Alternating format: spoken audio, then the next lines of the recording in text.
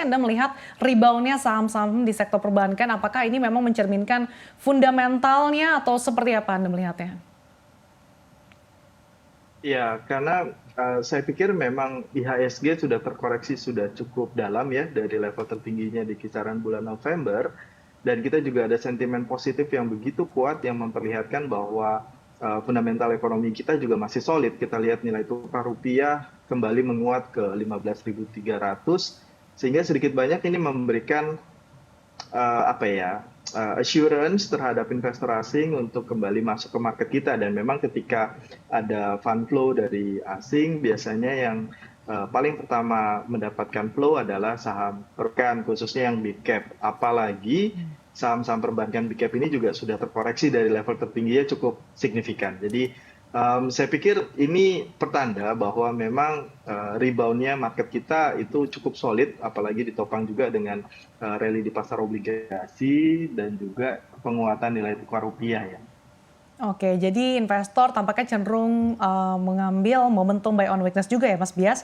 Saya kan ke Bu Afi. Bu Afi, dengan melihat bangkitnya saham-saham perbankan, apakah ini juga mencerminkan kalau perekonomian tanah air ini juga cukup solid begitu? Karena kita lihat memang sektor perbankan ini menjadi salah satu tulang punggung bagi tanah air. Apakah Anda melihat cukup resilient? Iya, sangat resilient. Kenapa? Pertama adalah kalau kita lihat pertumbuhan kredit perbankan sampai 11%. Berarti kan naik lagi dibandingkan tahun lalu. Yang kedua, ini kan sebentar lagi RUPS semua bank-bank besar ya, termasuk hampir semua bank. Dan orang sudah melihat laba daripada bank-bank BUMN itu naik signifikan. Itu menunjukkan bahwa di tengah kondisi yang belum pasti pun kita sudah bisa memberikan keuntungan yang cukup besar, terutama adalah dari sektor perbankan. Nah itulah yang membuat kenapa sebenarnya saham perbankan itu pasti kuat. Hanya kalaupun kemarin ada penurunan itu kan karena ada momentum di mana yang big cap di luar bank itu menjual kan. Jadi ikut-ikutan. Tapi kemudian dalam beberapa hari sudah membaik kan gitu. Jadi sebenarnya secara fundamental untuk perbankan itu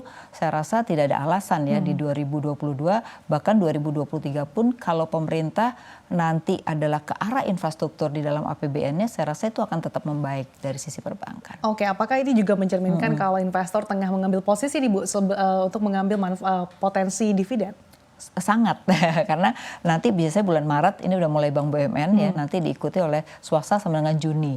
Jadi antara Maret sampai Juni itu akan publikasi dan RUPS dan itu memberikan dividen yang saya rasa cukup besar. Bahkan kalau kita lihat dari yang publikasi nantinya ini itu kelihatan sekali kenaikannya signifikan dibandingkan tahun lalu ya.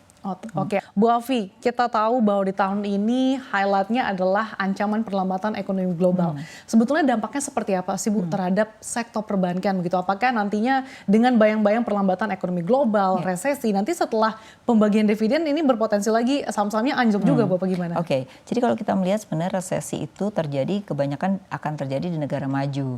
Tapi negara maju tanpa kondisi pandemi pun sebenarnya mereka juga pertumbuhan ekonominya sudah rendah sebenarnya. Nah, sedangkan negara berkembang termasuk Indonesia itu kan rata-rata pertumbuhannya masih 4,3 ya, bahkan diprediksi 4,8 sampai 4,9. Nah itu menunjukkan bahwa sebenarnya kita tidak masuk resesi tapi ada perlambatan. Jadi perlambatan itu hanya pertumbuhannya berkurang dibandingkan tahun 2022 ya.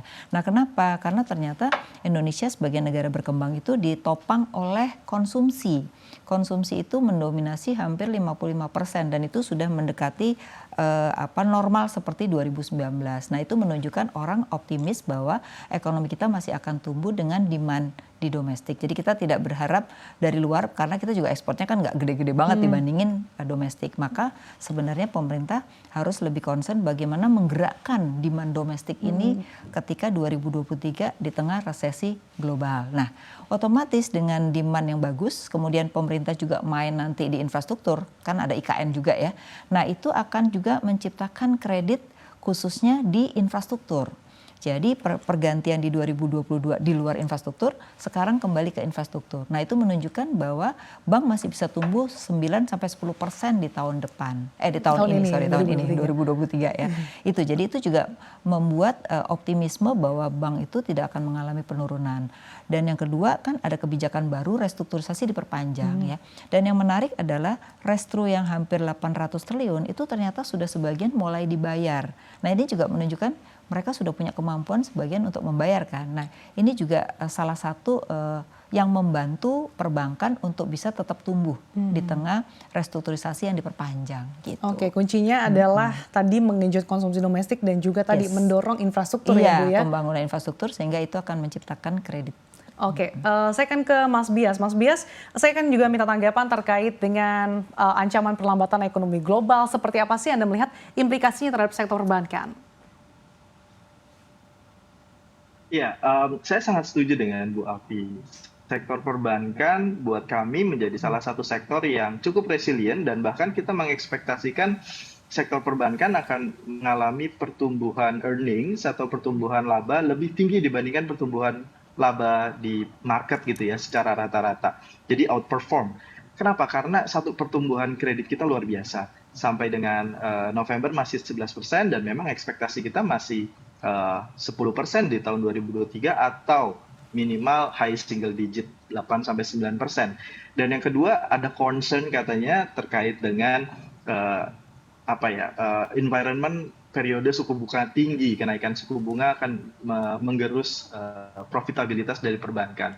In a way kalau kita bicara secara historis kelihatannya justru malah dalam periode suku bunga tinggi perbankan secara profitabilitas relatif resilient ya karena proses transmisi kenaikan suku bunga ke kenaikan cost of fund di saat ini dengan kondisi likuiditas perbankan cukup besar itu tidak akan terlalu signifikan dampak negatifnya. Jadi membuat sektor perbankan masih bisa mempertahankan net interest margin-nya. Nah, saya pikir ini yang harus dilihat juga ya dari sektor perbankan bagaimana sektor ini akan menjadi salah satu yang paling resilient di tengah ekspektasi resesi yang terjadi di luar sana dan kita juga harus lihat bahwa sektor perbankan kita exposure ke domestic market itu sangat besar gitu ya. Jadi relatif imun lah, tidak punya exposure terhadap eksternal yang memang ekspektasi pertumbuhan ekonominya lebih buruk daripada pertumbuhan ekonomi domestik Indonesia kita.